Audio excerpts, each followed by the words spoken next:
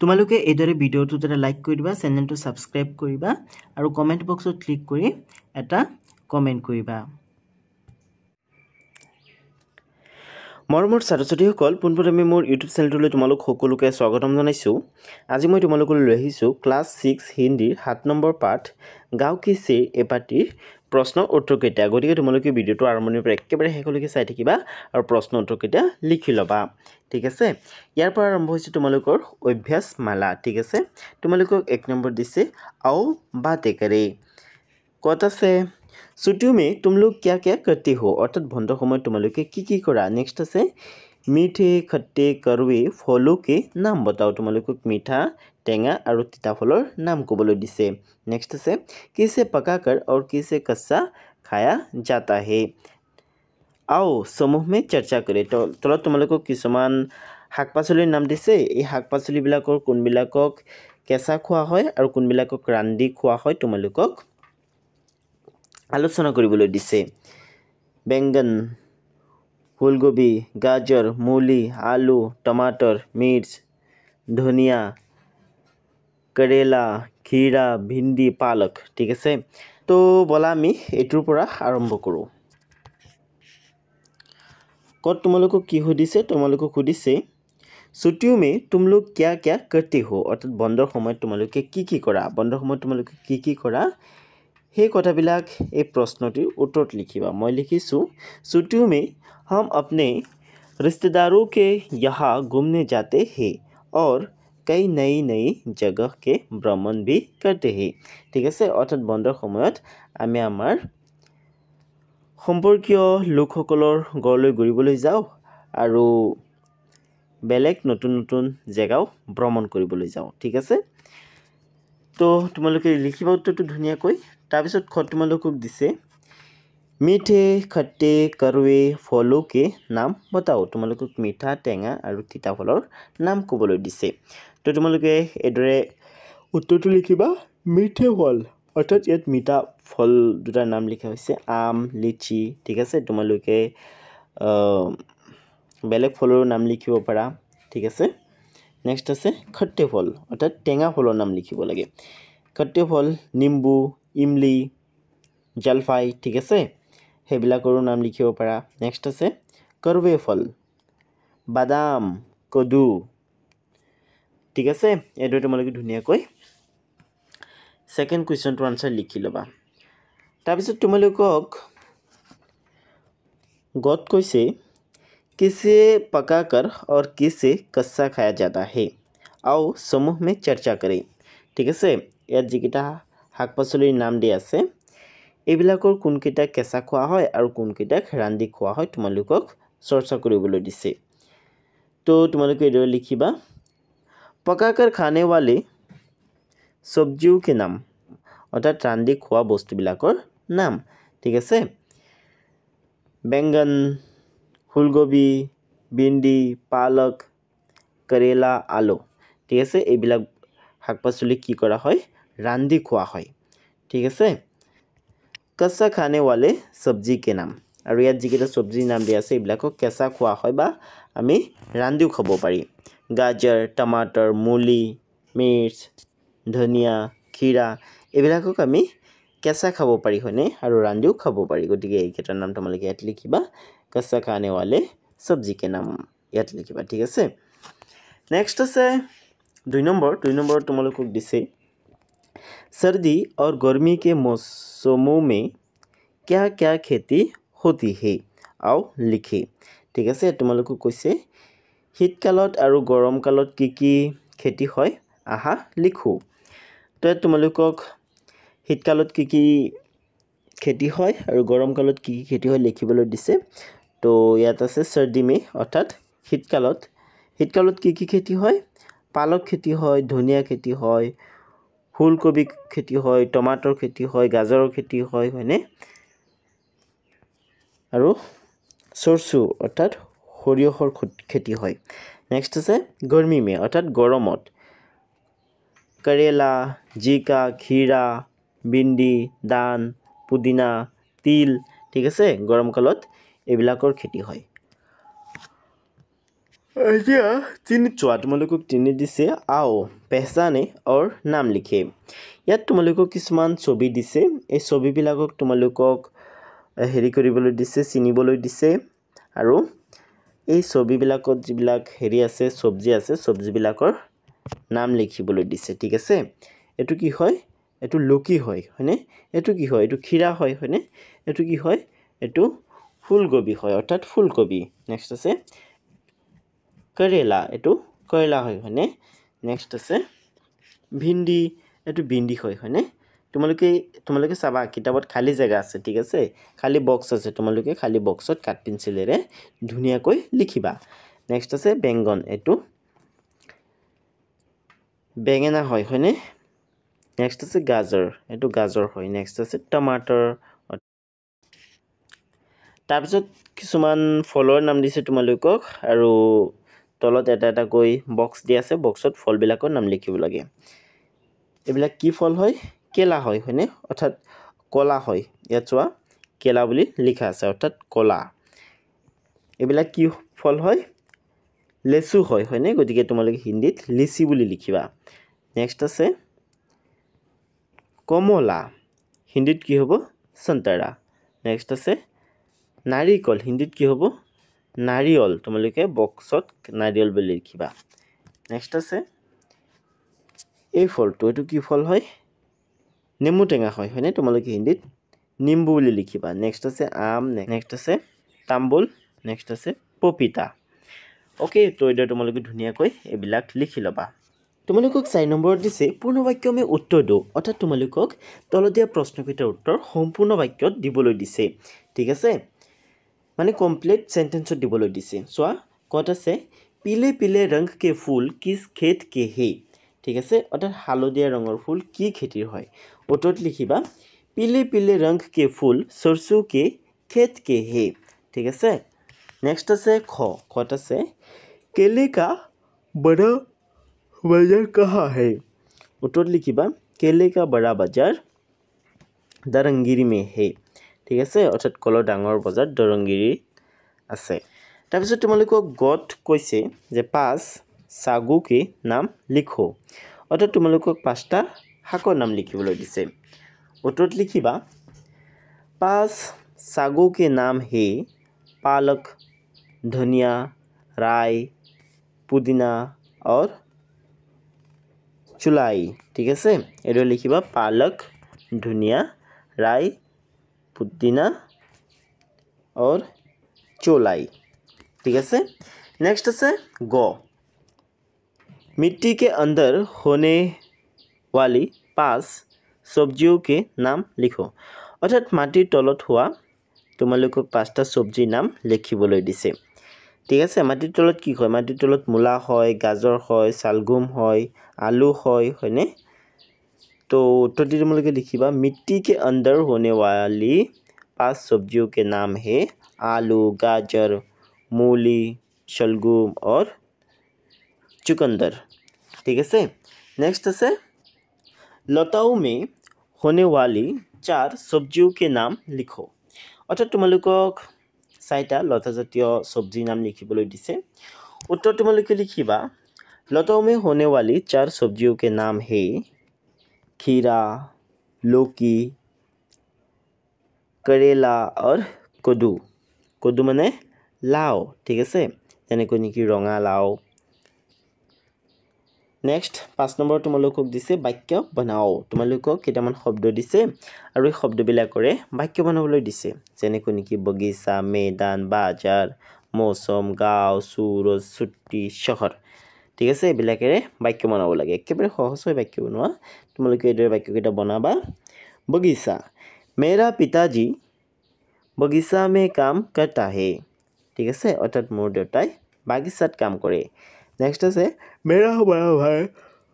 मैदान में खेल रहा है ठीक है ইয়াত এটা ডায়েৰী দিবা তোমালোকে नेक्स्ट है मेरे पिताजी के साथ बाजार गया था ইয়াত मेरे रे लिखिब नालागे टाइपिंग मिस्टेक हो गल ইয়াত তোমালোকে কেৱল মে বুলি লিখিবা এইদৰে এটো নিলিখি তোমালোকে এইদৰে লিখিবা মে ঠিক আছে মে লিখিব পাৰানে এনেকৈ লিখিব লাগে মে ঠিক আছে मैं पिताजी के साथ बाजार गया था অৰ্থাৎ মই দেউতাকৰ সৈতে বজাৰলৈ গৈছিলোঁ ইয়াত মেৰে লিখিব নালাগে ঠিক আছে মে লিখিবা নেক্সট আছে মৌসम मौसम মানে কি मौसम মানে হৈছে বতৰ आज घूमने के लिए मौसम बहुत अच्छा है অৰ্থাৎ আজি ঘূৰিবৰ কাৰণে बतर बहुत ভাল नेक्स्ट আছে गाँव हमारा गाँव में एक सरकारी स्कूल है অৰ্থাৎ আমাৰ গাঁৱত এখন চৰকাৰী স্কুল আছে नेक्स्ट আছে सूरज सूरज निकलने से पहले यहाँ से चला गया ঠিক আছে অৰ্থাৎ সূৰ্য উদয় হোৱাৰ আগতেই এটো ইয়াৰ পৰা গুচি গ'ল নেক্সট আছে छुट्टी इस बार छुट्टी में मैं अपने मामा के यहाँ घूमने जाऊंगा অৰ্থাৎ এইবাৰ মই ছুটিত বা বন্ধৰ সময়ত মোৰ মামাৰ ঘৰলৈ ঘূৰিবলৈ যাম नेक्स्ट আছে शहर हमारा गाँव शहर से बहुत दूर है অৰ্থাৎ আমাৰ গাঁও চহৰৰ পৰা বহুত আঁতৰত আছে नेक्स्ट আছে क्वेश्चन नंबर 6 क्वेश्चन नंबर 6 দিছে आओ पहचाने और समझे তোমালোকক চিনিবলৈ দিছে আৰু বুজিবলৈ দিছে মোহনে পত্ৰ লিখা ইয়াত চোৱা ইয়াত নে শব্দটো ব্যৱহাৰ হৈছে মোহন নে হয়নে तुमने क्या किया ইয়াত চোৱা নে শব্দটো আছে হয়নে তাৰপিছত চোৱা তাৰপিছত তোমালোকক দিছে 6 নম্বৰ কোড দিছে अब तुम ने जोड़ कर বাক্যକୁ পুৰা কৰো এই দুটা বাক্যত এই খালতে তোমালোকক নে লিখিবলৈ দিছে ঠিক আছে একেবাৰে সহজ হয় তোমালোকে এইদৰে নে লিখি দিলেই হ'ল নটেকাৰ নে অৰ্থাৎ ইয়াৰ পৰা চাইছে তোমালোকে লিখি দিব পাৰা ইয়াত এনেকৈ লিখিবা নটেকাৰ নে ঠিক আছে ने लड़के ने खाना खाया लड़की ने रोटी खाई ঠিক আছে এইটো তোমালোকে ধুনীয়াকৈ লিখি লবা তাৰপিছত 6 নম্বৰৰ খত আছে आओ पढ़े और समझे তোমালোকক এইবিলাক পঢ়িবলৈ দিছে আৰু বুজিবলৈ দিছে ইয়াত মানে এই শব্দবিলাক বা এই চিনবিলাক ব্যৱহাৰ কৰি তোমালোকক কিছুমান শব্দ গঠন কৰি দিছে ঠিক আছে যেনেকৈ নেকি সে ব্যৱহাৰ কৰি এটা শব্দ গঠন কৰিছে राधा कलम से लिखती है ঠিক আছে সো এই শব্দটো से আছে नेक्स्ट আছে के लिए ये गुब्बारे बच्चों के लिए है অর্থাৎ এই বেলুন কেতিয়া লৰা ছোৱালীৰ কাৰণে नेक्स्ट আছে पर मेज पर पुस्तक है नेक्स्ट से राम थैले से सेब निकल रहा है नेक्स्ट से हे भगवान मेरी रक्षा करो नेक्स्ट से यह मेरा घर है ठीक है ছাত্ৰ ছাত্ৰীসকল এইটো তোমালোকে ধুনীয়াকৈ লিখি লবা এইকেইটা তাৰপিছত তোমালোকক দিছে अब इसी तरह से के लिए पर लगाकर एक एक वाक्य बनाओ ঠিক আছে এতিয়া তোমালোকক মানে এইবিলাক से के लिए पर এইবিলাক লগাই এটা এটা বাক্য গঠন কৰিবলৈ দিছে অৰ্থাৎ তোমালোকক তিনটা বাক্য গঠন কৰিবলৈ দিছে এটা से লগাই এটা के लिए লগাই আৰু এটা पर লগাই তো এদৰে তোমালোকে বাক্য কেইটা গঠন কৰিবা से राम कलम से लिखती है অৰ্থাৎ ৰামে কলমেৰে লিখে नेक्स्ट के लिए लगाई लिखिबा ये किताब बच्चों के लिए है অৰ্থাৎ এই কিতাপবোৰ সৰু সৰু ল'ৰা ছোৱালীৰ কাৰণে नेक्स्ट আছে पर राम पेड़ पर चढ़ गया ঠিক আছে ছাত্ৰ ছাত্ৰীসকল হেতু ধুনীয়াকৈ হেকিটা লিখি লবা তোমালোকে नेक्स्ट আছে ग তোমালোকক দিছে পঢ়ো समझो और खाली जगहों को भरो তোমালোকক হেবিলাক পঢ়িবলৈ দিছে বুজিবলৈ দিছে আৰু খালিতে পূৰ কৰিবলৈ দিছে চোৱা का कु की में এইবিলাক ব্যৱহাৰ কৰি খালিতে পূৰ কৰিবলৈ দিছে ঠিক আছে তো চোৱা অত আছে पिताजी शाम को आएंगे ইয়াত কি বহিব কু বহিব গতিকে তোমালোকে ধুনীয়াকৈ কু লিখি দিবা नेक्स्ट আছে यह अमन का घर है ইয়াত খালিতে আছে কিতাপত চাবা আৰু ইয়াত কি লিখিব লাগিব কা লিখিব লাগিব यह अमन का घर है नेक्स्ट আছে ই टुकरी डेज आम है टुकड़ी में आम है याद की बहिब याद बहिब मे नेक्स्ट আছে सीता की रोटियां खराब हो गई याद की बहिब ठीक আছে सीता की रोटियां खराब हो गई नेक्स्ट আছে ঘ এইটো একচুৱেলি ঘ হ'ব লাগিছিল চোৱা ইয়াত গ আছে তাৰপিছত ঘ হ'ব লাগিছিল বাট বাই মিষ্টেক ইয়াত উংগ হৈ গ'ল যেই নহওক তোমালোকে ঘ বুলি লিখি ল'বা কিতাপত চোৱা বিলোম শব্দ লিখো অৰ্থাৎ বিপৰীত অৰ্থবুজা শব্দ লিখিবলৈ দিছে তোমালোকক ভলা ভলা শব্দটোৰ বিপৰীত অৰ্থবুজা শব্দটো বুঢ়া অৰ্থাৎ ভাল বেয়া নেক্সট আছে গাঁও গাঁও হ'লে কি হ'ব চহৰ নেক্সট আছে বৰা বৰা হ'লে হ'ব ছোটা নেক্সট আছে নাই নাই মানে নাই হ'লে হ'ব পুৰাণী নেক্সট আছে ওপৰ ওপৰ হ'লে হ'ব নিচে নেক্সট আছে লম্বা লম্বা হ'লে হ'ব ছোটা ঠিক আছে এইটো ধুনীয়াকৈ লিখি ল'ব তোমালোকে নেক্সট আছে आओ पहेलिया बुझे यात तुम्हालोকক हातर भांगिবলৈ দিছে ঠিক আছে তো চোৱা কত আছে ऐसा लिखे शब्द बनाए फूल फल मिठाई बन जाए তো তোমালোকে লিখিবা গোলাপ জামুনত গোলাপো আহে আৰু জামুনো আহে হয়নে আৰু দুটা মিলি কি হৈ যায় মিঠাই বন হৈ যায় হয়নে নেক্সট আছে খ কত আছে दिन को सोए रात को रोए जितना रोए उतना खोए এইটো কি হ'ব মমবত্তি তাৰপিছত তোমালোকক কাটত দিছে পৰিয়োজনা মানে প্ৰজেক্ট তোমালোকক এটা প্ৰজেক্ট দিছে চোৱা फलों सब्जियों और सागों के कुछ चित्रों का संग्रह करो और उनके नाम सहित तालिका बनाओ তোমালোকক কেইটামান ফল কেইটামান সবজি আৰু কেইটামান শাকৰ অৰ্থাৎ শাক পাচলিৰ নাম লিখিবলৈ দিছে আৰু হেবিলাকৰ চিত্ৰ সংগ্ৰহ কৰিবলৈ দিছে ঠিক আছে সংগ্ৰহ কৰি এখন তালিকা বনাবলৈ দিছে মই তোমালোকৰ কাৰণে কেইটামান শাক পাচলি কেইটামান ফল আৰু কেইটামান সবজিৰ চিত্ৰ লিখি আনিছো ঠিক আছে আৰু লগতে এবিলাকৰ নাম লিখি আনিছো তোমালোকে এবিলাকৰ চিত্ৰ লিখি লবা আৰু নামবিলাকো লিখি লবা চোৱা প্ৰথমে তোমালোকে লিখিবা बंदा गोभी नेक्स्ट আছে टमाटर नेक्स्ट আছে लहसुन नेक्स्ट আছে गाजर नेक्स्ट আছে शिमला मिर्च नेक्स्ट আছে लहसुन के पत्ते नेक्स्ट আছে बैगन नेक्स्ट আছে ब्रोकली नेक्स्ट আছে प्याज ठीक আছে এটা তোমালোকে লিখি লবা ছবিবিলাক আগতে লিখিবা তাৰ পিছত তলত নামবিলাকো লিখিবা তাৰপিছত চোৱা তাৰপিছত তোমালোকক 9 নম্বৰত দিছে आओ जान ले ग्वालपारा जिले में लोकगीत की एक शैली मशहूर है जिसे ग्वालपरिया लोकगीत कहते हैं ग्वालपरिया लोकगीत की एक मशहूर गायिका प्रतिमा पांडे बरुआ थी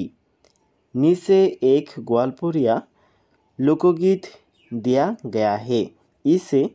सीखो और गाने की कोशिश करो